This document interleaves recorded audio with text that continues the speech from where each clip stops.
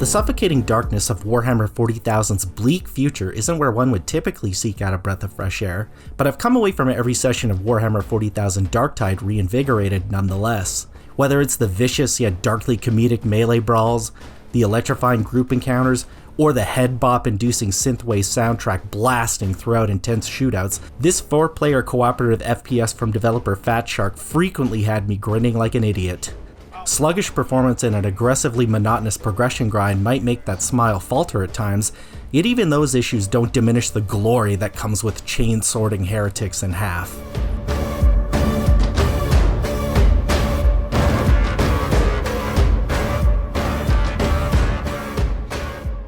Darktide opens like many other wondrously over-embellished Warhammer 40,000 stories before it, with a legion of chaos-worshipping poxwalker traitors causing trouble. The massive hive city of Tertium is overflowing with zombie-esque hordes, gun-toting preachers spouting blasphemous gospel, and all sizes of misshapen, rift-powered monstrosities that you'll joyously slaughter by the thousands as a conscripted convict.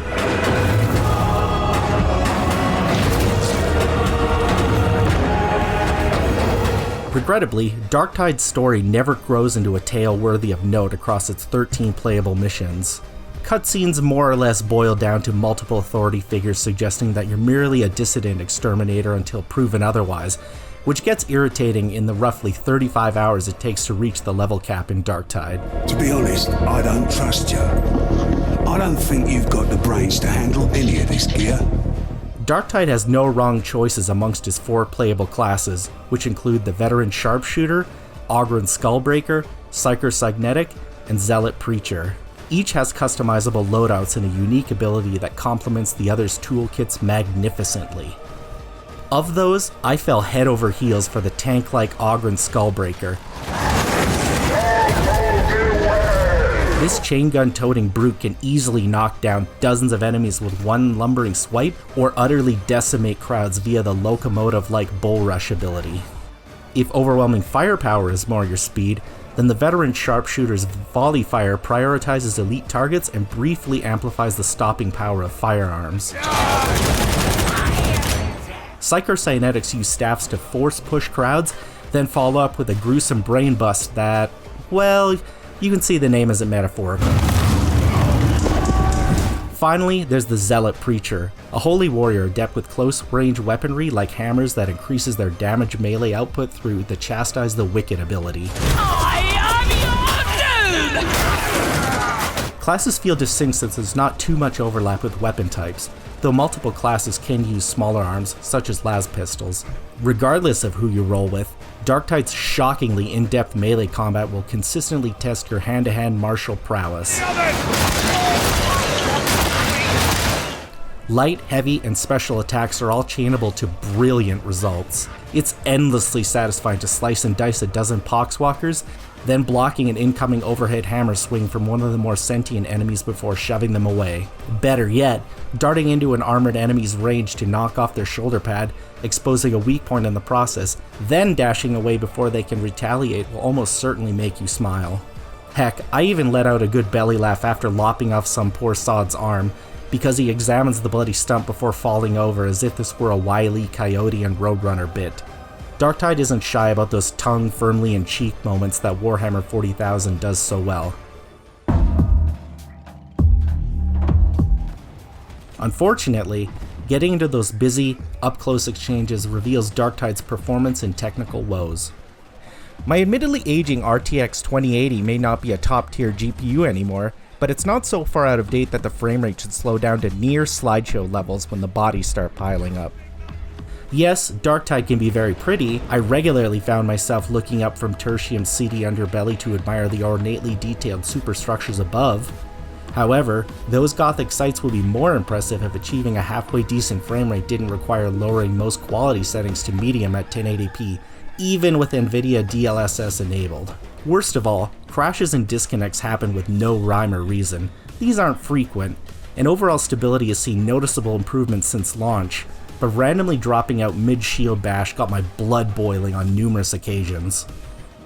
Thankfully, everything tends to stabilize once you're picking off nasties from afar, Darktide's firefights may be less frenetic than its melee tussles, but they are no less exhilarating, largely thanks to how the suppression system works. Taking shots at foes who know better than to shamble into bullets mindlessly will make them hide behind cover.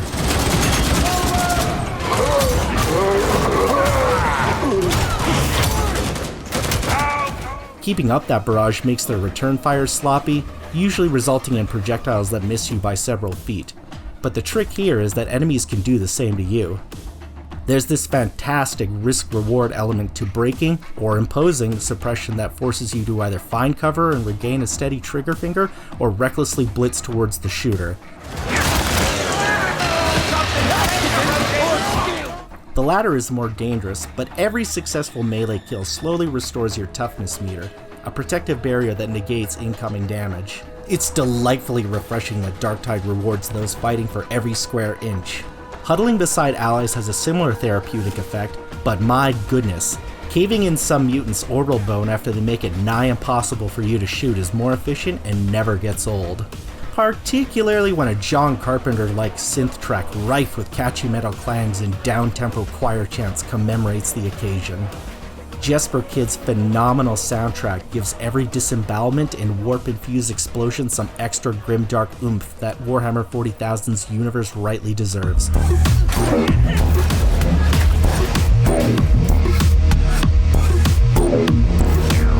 Darktide's impressive assortment of more than 15 different enemy types will also have you strategizing on the fly, doubly so on the latter half of its 5 difficulty levels. Taking out a muscular, lightning-fast mutant while some maniacal scab bomber covers the battlefield in fire isn't easy, especially if a rabid poxhound spontaneously pins your teammate down. Although the Ogren Skullbreaker's thick hide is fantastic for absorbing a horde's deluge of rusty shovel swings and gnashing teeth, there's no denying that other classes handle specific combatants better. Walking away from spicy range situations might require the Psychocybernetics' brain-popping magical abilities and some superb marksmanship from a veteran sharpshooter, while Zealot Preachers excel at dishing out swaths of high-damage melee strikes. Nothing tests synergy with your comrades like bosses, though. These ghastly abominations can materialize at any time and get the blood flowing like nothing else. Darktide shines brightest when a team pulls off the unthinkable, and those legendary exploits are often more rewarding than Tertium's treasures.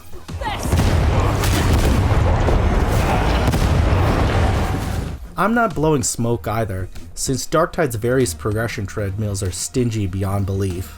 Gaining one measly rank takes roughly 2 or 3 missions that go on for about 30 minutes apiece on lower difficulties, and worthwhile weapon replacements rarely drop during the post-match reward screen. Bumping up the challenge to heresy difficulty and beyond for bigger experience gains and better loot is always a viable option, but also increases your party's chances of wiping by considerable margins, yielding almost nothing. In fairness, there isn't much of a reason to rush towards max rank because there's currently no real endgame. Only the same handful of missions await, albeit with unique modifiers like fog that don't really do a lot to shake things up. All it takes is a short stroll across the Starship Morningstar's steel decks, a social hub area of sorts, to sense Fatshark's live service aspirations with Darktide. Usually, I prefer something more old school, but at least this direction provides creative wiggle room to flesh out progression and endgame activities. While craftable weapons and weekly challenges are decent starts, I need a goal or an overarching carrot and stick to hold my attention long term. Right now, it has its exceptional combat to keep me happily coming back, but that appeal can only last for so long.